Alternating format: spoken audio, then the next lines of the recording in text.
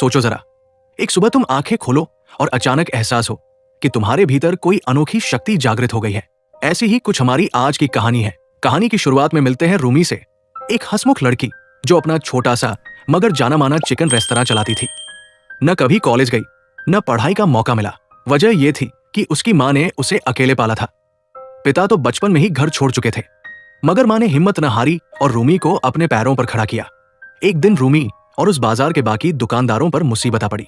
Tyson नाम की एक बड़ी कंपनी ने फैसला किया कि वे यहाँ एक भव्य मॉल बनाएंगे, चाहे किसी को हटाना ही क्यों न पड़े। इन छोटे दुकानदारों को न कोई मुआवजा मिला, न कोई नोटिस। एक रात किराए के बदमाश उनके घरों में घुस आए और रूमी को उसके ही दरवाजे से धक्का देकर बाहर फेंक दिया। पीछे से उसकी माँ एक बोरी लेकर दौड़ी, मगर उन लोगों ने उसे भी बेरमी से खींचकर जमीन पर पटक दिया। जोर से गिरने की वजह से वो वही बेहोश हो गई। रूमी और पड़ोसी उसे फौरन अस्पताल ले गए, लेकिन इलाज के दौरान ही माँ ने दम तोड़ दिया। रूमी के लिए वो रात एक डरावने ख्वाब की तरह थी। उसी वक्त आसमान से एक उल्कापिंड आकर पहाड़ों से टकराया।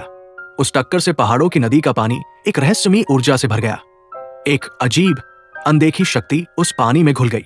अगली सुबह रूमी के पिता शिन ने वही पानी पिया। स्वाद कुछ अजीब था, पर उसने ध्यान न दिया। वो एक बैंक में चौकीदार का काम करता था। थोड़ी देर बाद उसके पेट में हल्का सा दर्द उठने लगा, जो शायद उस नदी के पानी का असर था। उसी दिन उसने एक नौकरानी को दफ्तर से छोटी मोटी चीजें उठाना सिखाया, लेकिन नौकरानी ने तो एक ही बार में इतना सामान उठा लिया कि पकड़ी गई। शिन ने यह सब देखा, मगर अनजान बनकर अपनी राह चल पड़ा। शाम को जब वो एक रेस्तरां में बैठा, पेट का दर्द अचानक बढ़ गया। तभी कुछ अजब हुआ। आसपास की कुर्सियां और मेजें हवा में उठने लगी और अपने आप पीछे जा गिरी। जब दर्द रुका तो सब सामान्य हो गया, लेकिन दुकानदार ने उसे नुकसान के लिए जिम्मेदार मानकर धक्के मारकर बाहर निकाल दिया।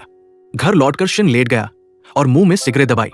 जैसे ही लाइटर की तरफ हाथ बढ़ाया, लाइटर अपने आप उड़कर उसकी मुट्ठी में आ गया। वो हैरान रह गया। तभी फोन की घंटी बजी। रूमी का कॉल था।